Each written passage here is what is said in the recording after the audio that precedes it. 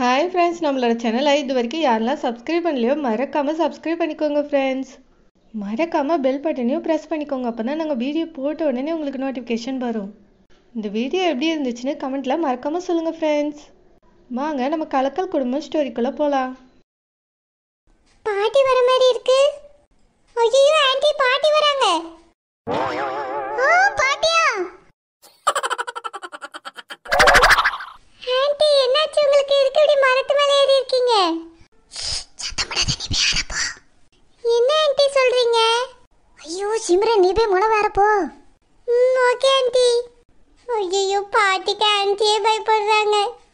நான் எப்படி அரைக்க போறேனோ தெரியலையே. நல்லா விடு விடுன்னு இழுத்து அரைச்சாதானே அரைபடும்.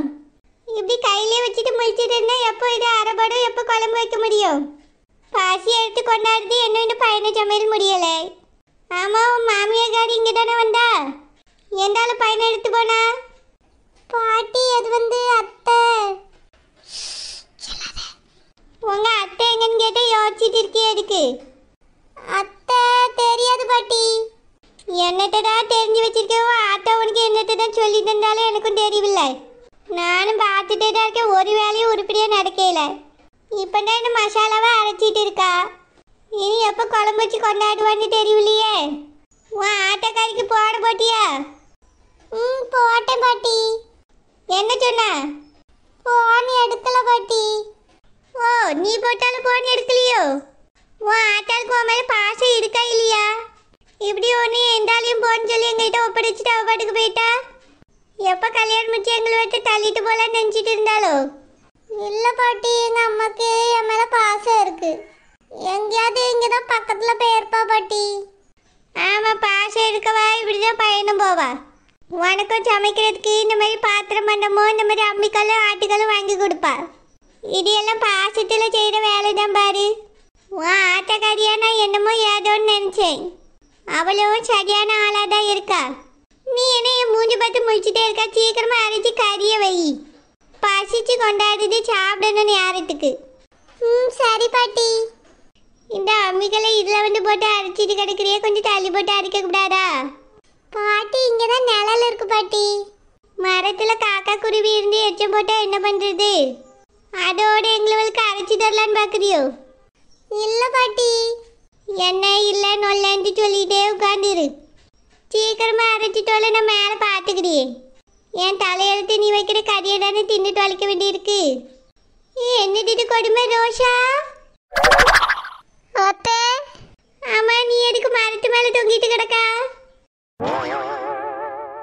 அத்தை, அது காக்கா அத்தை. என்னது காக்கா அத்தையா?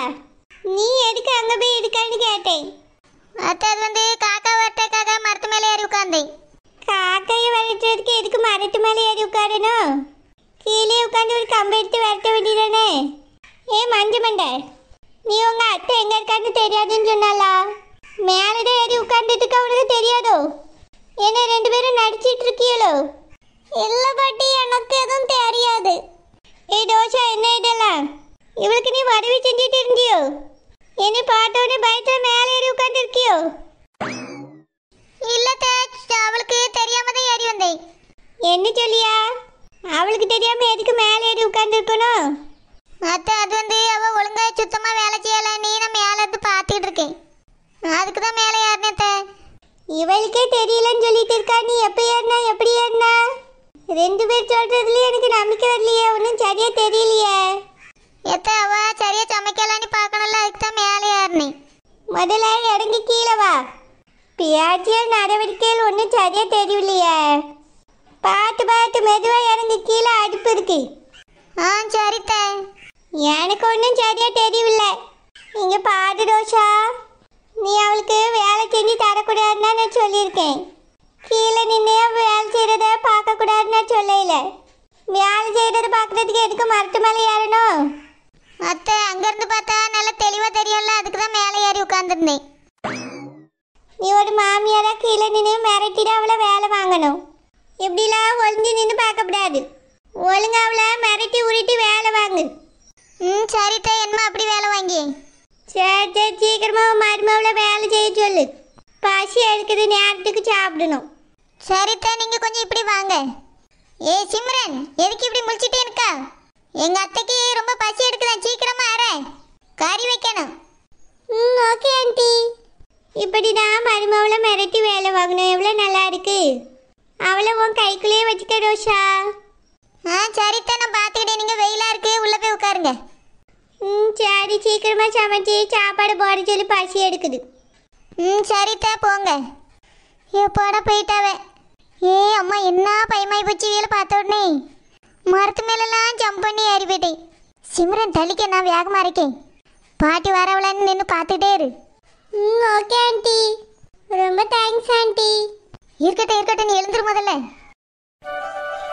கறி எடுத்து வச்சு தருவாள் பார்த்தா சாம்பார் வச்சு போட்டாள்வேன்.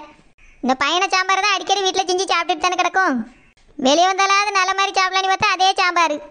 ஏ நைன்தாரா, இது மட்டும் தானே, வேற எதுவும் கூட்டு இல்லையோ? இல்லை நீ, இது மட்டும்தான். இன்னைக்கு முதல் நாளில் நேரம் ஆகிட்டு இது மட்டும் தான் செய்ய முடிஞ்சிச்சா நீ? என்னத்த நேரம் ஆகி போச்சு, சோறே ஆறி போய் கிடக்கு. வாய்க்கிலே போகல, சாம்பார் சவுக்கழிச்சு கிடக்கு. என்னதான் சமைச்சிடலாமா? யார் சமைச்சது? நானும் எங்கள் அக்காலும் தான் சமைச்சோம். நீயாவது சமைச்சு கொண்டாட வேண்டியதானே? உங்கள் அக்காளுக்கு சுத்தமாக சமைக்க தெரியாது. அவளை எதுக்கு இன்னைக்கு சமைக்க சொன்னா? ஏனி என் தம்பிக்கு நீ ஒழுங்கா சமைச்சு கொடுக்க பாரு. சரி அண்ணி. என் தங்கச்சி தான் இனி சமைப்பா. நான் எதுக்காக என் வீட்டை விட்டுட்டு தினமும் இங்க வந்து கிடந்து சமைக்க போறேன்? இன்னைக்கு இவ்வளவு பேர் இருக்கோம்ல, அதனால தான் நான் சமைச்சேன். இல்லனா அவ பாட்டுக்கு சமைச்சு அவ புருஷனுக்கு சோறு கொடுக்க போறா. சமையல் பண்ணிருக்க, சமையல் சுத்தமா வாய்க்குள்ள போகல. என்ன ஏதாவது கூட்டு பொரியல் இருந்தாலும் அதை தொட்டுக்கிட்டா சாப்பிடலாம். உன் சமையலாம் சாப்பிட்டு கொண்டாட வேண்டியது தலையெழுத்து. ஆமா, ஊருக்கு போய் மட்டும் என்னையே சமையல் பண்ணுன்னு சொன்னா எல்லாரும் சாப்பிட்டு தானே செஞ்சீங்க. இன்னைக்கு என்னமோ நான் சமைச்சதுக்கு நல்லாவே இல்லைன்னு சொல்லிட்டு இருக்கே. ரெண்டு மூணு கூட்டு வச்சிருந்தாலும் நல்லா இருந்துக்கும். ஆமா, நீ ரூபா செலவு பண்ணி சமைக்க சொல்லும்போது மட்டும் ஒரு கூட்டி வைக்காம வேற சுவாத்த மட்டும் பொங்குன்னு தானே சொன்ன. நாங்களும் தான் எல்லாரும் சாப்பிடணுமேனு குழம்பு வச்சிட்டு கிடந்தோம். சகோதரி, இவளுக்கு நடந்ததெல்லாம் மறந்து போச்சுன்னு நினைக்க கொஞ்சம் சொல்லுங்க. ஆமாம் டோபாமண்டே, வெறும் துவையல் மட்டும் போதும் என்று கூறினீர்கள்.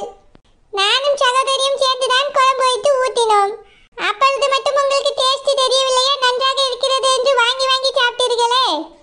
அப்ப ஏதோ தலையெழுத்துன்னு சாப்பிட்டுட்டு கிடந்தேன். இப்போ என்ன தலையெழுத்து வந்துட்டு எனக்கு இதுங்களுக்கு? 4 பேர் வீட்டுக்கு வந்திருக்காங்கன்னா நல்லா சமைச்சு போட்டு பழகணும். என் பிள்ளைலாம் இந்த மாதிரி இருந்தா வாயிலே வச்சுக்கிடாது. அண்ணி மைனா சாப்பிட்டுட்டு தான் இருக்கா பாருங்க. என்ன பண்ணி தொலைக்க, என் பிள்ளைக்கு பசி எடுத்திருக்கு, அதான் சாப்பிட்டுட்டு கிடக்கு.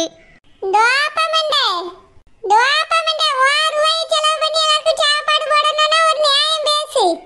மத்தவி வீட்ல மத்தவி ரூபாயில சோறாக்கி போட்டா அதுக்கு ஒரு நியாயம் சொல்லிட்டு வா.